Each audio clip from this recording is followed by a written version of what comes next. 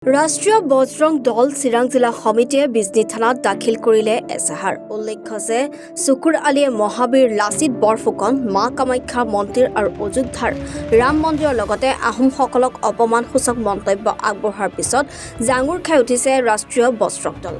আজি নিশা সংগঠনটো চিৰাং জিলা সমিতিৰ সদস্যসকলে বিজনী আৰক্ষী থানাত উপস্থিত হৈ চুকুৰ আলীৰ বিৰুদ্ধে এজাহাৰ দাখিল কৰি অতি কম সময়ৰ ভিতৰত চুকুৰ আলীক গ্ৰেপ্তাৰ কৰিবলৈ দাবী জনায়।